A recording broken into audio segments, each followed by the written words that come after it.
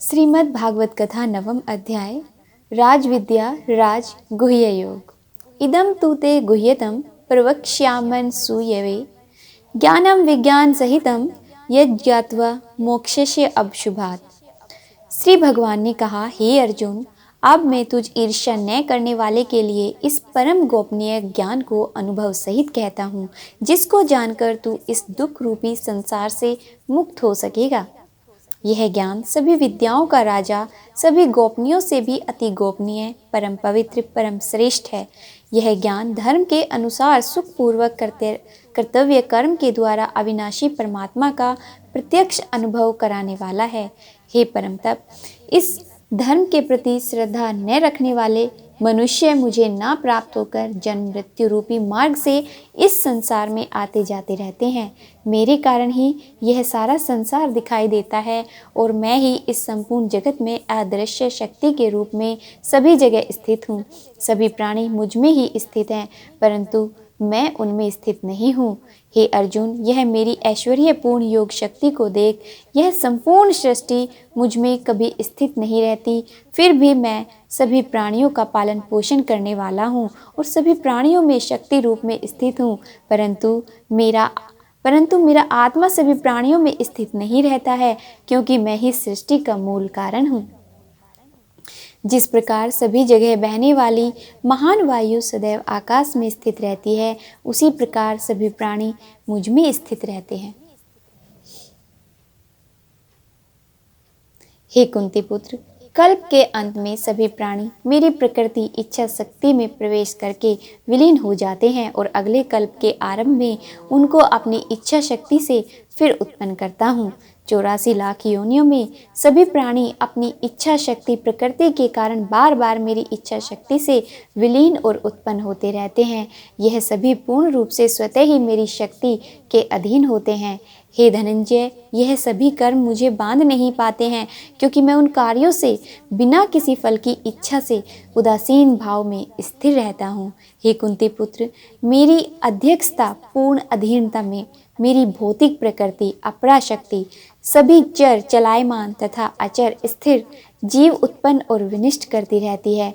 इसी कारण से यह संसार परिवर्तनशील है।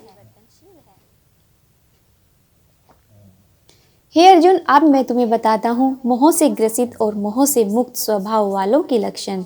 मूर्ख मनुष्य मुझे अपने ही समान निकृष्ट शरीर आधार भौतिक पदार्थों से निर्मित जन्म मृत्यु को प्राप्त होने वाला समझते हैं, इसलिए वह सभी जीवात्माओं का परम ईश्वर वाले मेरे स्वभाव को नहीं समझ पाते हैं। ऐसे मनुष्य कभी न पूर्ण होने वाली आशा में, कभी न पूर्ण होने वाले कर्मों में और कभी न प्राप्त होने वाले ज्ञान में विशेष रूप से मोहग्रस्त हुए मेरी मोहने वाली भौतिक प्रकृति की ओर आकृष्ट होकर निश्चित रूप से राक्षसी वृत्ति और आसुरी स्वभाव धारण किए रहते हैं। हे प्रथापुत्र, मोह से मुक्त हुए महापुरुष दैवीय स्वभाव को धारण करके मेरी शरण ग्रहण करते हैं और मुझको सभी जीवात्माओं का उद्गम जानकर अनन्य भाव से मुझ अविनाशी का स्मरण करते हैं। हे महापुरुष, दृढ़ संकल्प से प्रयत्न करके निरंतर मेरे नाम और महिमा का गुणगान करते हैं और सदैव मेरी भक्ति में स्थिर होकर मुझे बार बार प्रणाम करते हुए मेरी पूजा करते हैं।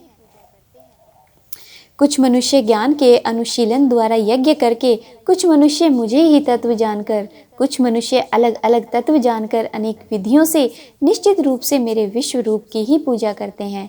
हे अर्जुन, मैं ही वैदिक कर्म कांड को करने वाला हूँ, मैं ही यज्ञ हूँ, मैं ही पितरों को दिए जाने वाला तर्पण हूँ, मैं ही जड़ी बूटी रूप में औषधि हूँ, मैं ही मंत्र हूँ, मैं ही घृत हूँ, मैं ही अग्नि हूँ और मैं ही हवन में दी जाने वाली आहुति हूँ।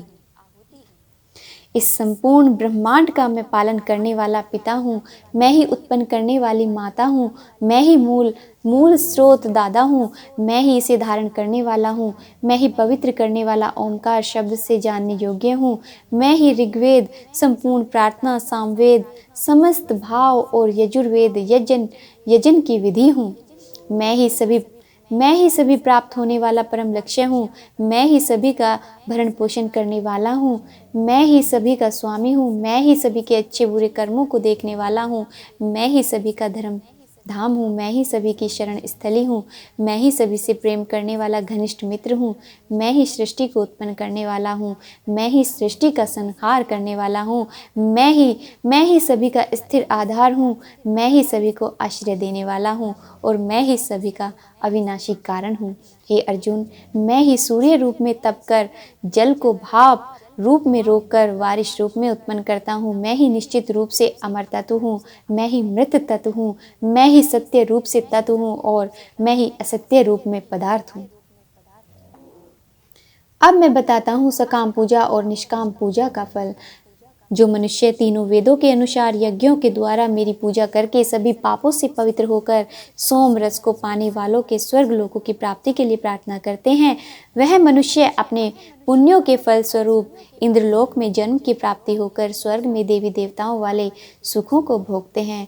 वह जीवात्मा उस विशाल स्वर्ग लोक के सुखों का भोग करके पुण्य फलों के समाप्त होने पर इस मृत्यु लोक में पुनः जन्म को प्राप्त होते हैं। इस प्रकार तीनों वेदों के सिद्धांतों का पालन करके सांसारिक सुख की कामना करने वाले सकाम कर्मी मनुष्य बार बार जन्म और मृत्यु को प्राप्त होते रहते हैं। जो मनुष्य एकमात्र मुझे लक्ष्य मानकर अनन्य भाव से मेरा ही स्मरण करते हुए कर्तव्य कर्म द्वारा पूजा करते हैं, जो सदैव निरंतर मेरी भक्ति में लीन रहता है, उस मनुष्य की सभी आवश्यकताएं और सुरक्षा की जिम्मेदारी मैं स्वयं निभाता हूँ। हे कुंती पुत्र, जो भी मनुष्य श्रद्धापूर्वक भक्ति भाव से अन्य देवी देवताओं की पूजा करते हैं, वह भी निश्चित रूप से मेरी ही पूजा करते हैं, किंतु उनका वह पूजा करना अज्ञानतापूर्ण मेरी प्राप्ति की विधि से अलग त्रुटिपूर्ण होता है। मैं ही निश्चित रूप से समस्त यज्ञों का भोग करने वाला हूँ और मैं ही स्वामी हूँ, परंतु वह मनुष्य मेरे वास्तविक स्वरूप को तत्व से नहीं जानते, इसलिए वह कामनाओं के कारण पुनर्जन्म को प्राप्त होते हैं। जो मनुष्य देवताओं की पूजा करते हैं वह देवताओं को प्राप्त होते हैं, जो अपने पूर्वजों की पूजा करते हैं वह पूर्वजों को प्राप्त होते हैं, जो भूतों जीवित मनुष्यों की पूजा करते हैं वह उन भूतों के कुल को प्राप्त होते हैं, परंतु जो मनुष्य मेरी पूजा करते हैं वह मुझे ही प्राप्त करते हैं। जो मनुष्य एक पत्ता, एक फूल, एक फल, थोड़ा सा जल और कुछ भी निष्काम भक्ति भाव से अर्पित करता है, उस शुद्ध भक्त का निष्काम भक्ति भाव से अर्पित किया हुआ सभी कुछ मैं स्वीकार करता हूँ। हे कुंती पुत्र, तू जो भी कर्म करता है, जो भी खाता है, जो भी हवन करता है, जो भी दान देता है और जो भी तपस्या करता है, उस सभी को मुझे समर्पित करते हुए कर। इस प्रकार तो समस्त अच्छे और बुरे कर्मों के फल से बंधन से मुक्त हो जाएगा और मन से सभी सांसारिक कर्मों को त्याग कर संन्यास योग के द्वारा मन को परमात्मा में स्थिर करके विशेष रूप से मुक्त होकर मुझे ही प्राप्त होगा।